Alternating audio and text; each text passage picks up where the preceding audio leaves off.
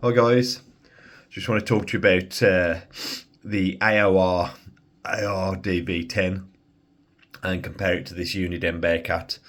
Uniden Bearcat SDS100E. I think the E stands for European version, I believe, but I think I've seen them without in America, so I can only guess it stands for Europe.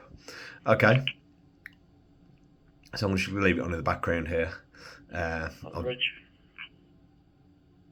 12300, James, 12300. Just to show you some audio. I'm trying to save some extra channels today. So the story goes like this. I went to a local radio shop. I traded this radio in. So you can get a bit of focus on the screen there. Will it focus? Anyway, so I traded this radio in. And I thought to myself, you know what? I'm going to go and buy the AOR DV10 because it goes from 100 or 150 kilohertz, something like that. I think it tuned down to about 50. Anyway, so kilohertz it tunes down to. And it goes up to 1.3 gig-ish, same as this, same sort of spectrum as this. This has got gaps, but the gaps where there's no radio stations exist in the gaps, where this has got gaps. I think it's like 960 to 1000 or something megahertz.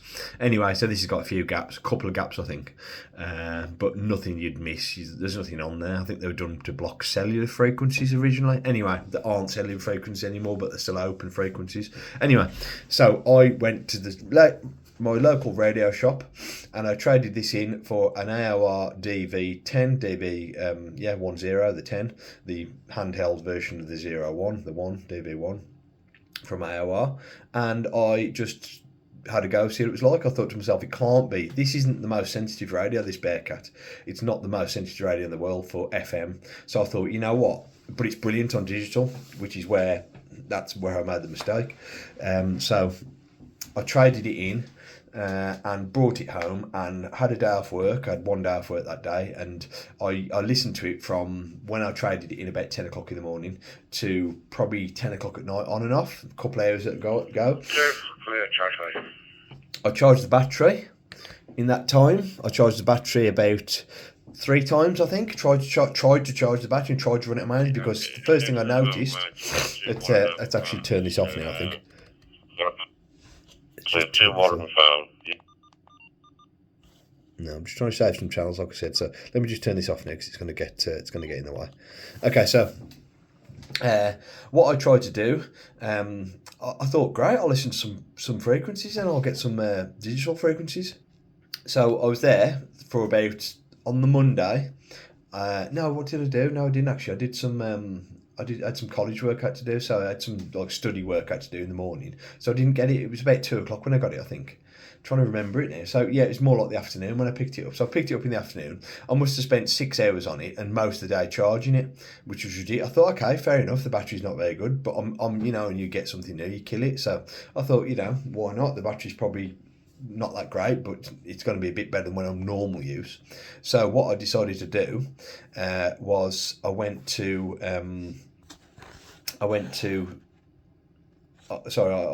on it all day from about 2 p.m. till about 8, 9 o'clock at night. And then I was on it the next day after I finished work, while I was working out and doing other bits around the house. Then I was on it for a couple of hours. Then I was on it the next day and the next day. And by the Saturday, I realised that it wouldn't receive anything. It would barely receive digital signals. And I thought, is this just coincidence? Is it just nothing on? Is there just nothing on? Is it because I'm indoors? But I thought to myself, well, this radio here picks stuff up indoors. So I thought, well, this picks loads up. This has picked up more because I've had a proper play with this, like a bit of a revisit on this. This has picked up more in 2 days, like 2-hour sessions, than that radio picked up all week, being on permanently. I put it next to windows, I put big antennas on it. I did everything. It wouldn't pick up anything digital. It picked up Yaesu Fusion. Literally, that was it. Yaesu Fusion, that was all it picked up. 2 channels. Excuse me. 2 channels of Yaesu Fusion in the 70 centimetres and literally 2 channels, one on 77s and one on 2 metre band. That's it. Picked up 2 channels. That's all it picked up. Two Yaesu Fusion channels. So if you really love listening to amateurs talking about the Yaesu Fusion on Yaesu Fusion, go out and buy the DV10 because it's great for that. Also, it was very good, very well built. I've got a little list here actually. Let's just go to my list. So it's very well built, probably better built than this. It was also great on HF, really nice, really good performer I thought on HF. VHF and UHF was nice, but we had some big issues with it. So the sensitivity was terrible compared to the Bearcat on digital. The radio frequently crashed, just froze, crashed up, and it was on the latest firmware, 2307A or something like that. The battery life is appalling. The battery life is an absolute joke. How you can have a brand new product like that and the battery life be so bad with a big fat lithium battery on the back is beyond me. How is it so bad? You know, that segues me on to the next section, that it's probably something to do with the backlight. The backlight on this radio in front of you now, in front of us, is it has to be backlit because of the nature of the display. It's not an LCD crystal. It is LCD crystal, but it needs a backlight. It's coloured, so it needs a proper backlight. So this is but you can range from 10% to 100%, and then you can have it on like this, on permanent, or you can have it on like, so it dims the screen, and then when there's a signal or a key press, it comes on, which is perfect. Perfect. You know, why would you want anything else? It's great. On the AOR, no, on, off, or auto. Auto is when a key press, I think. That didn't work properly, and when it was on full power, and it could literally light the house, literally light my way up around the house. It was that bright, like a little torch. There's no need. Ridiculous. Terrible design intent. Next one, the radio really struggles with digital decoding, which is what I bought it for, so I was really disappointed with that. It was terrible. Like I said, multiple antennas, proper soak test compared to this one in front of you.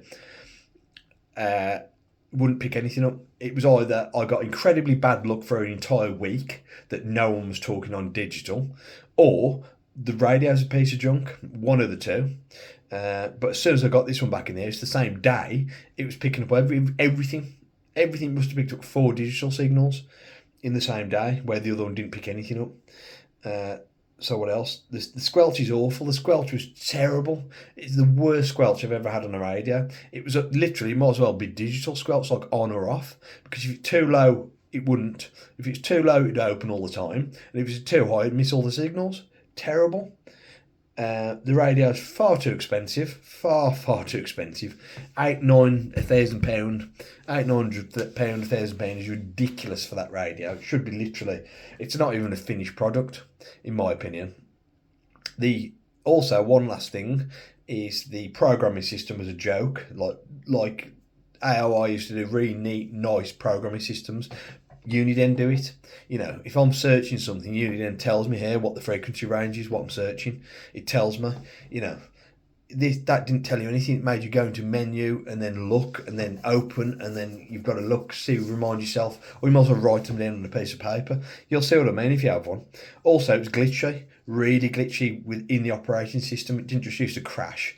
The operating system used to play up, like you go search banks 1 to 3. It wouldn't search banks 1 to 3. So you go, okay, just search bank 1, and it'd go search all the banks. And I know what I'm doing. I've had radios for 20, 30 years. I know how to use radios. And it was just, honestly, simply put, I'd say it's the worst radio I've ever owned. Worst radio I've ever. If you want to just listen to analog signals, maybe not so bad, but the battery life and the programming system and the glitches and the squelch. If you want to listen to HF, that's probably the one for you, just HF, because it's pretty good on HF, but absolutely counterintuitive to what it's designed for.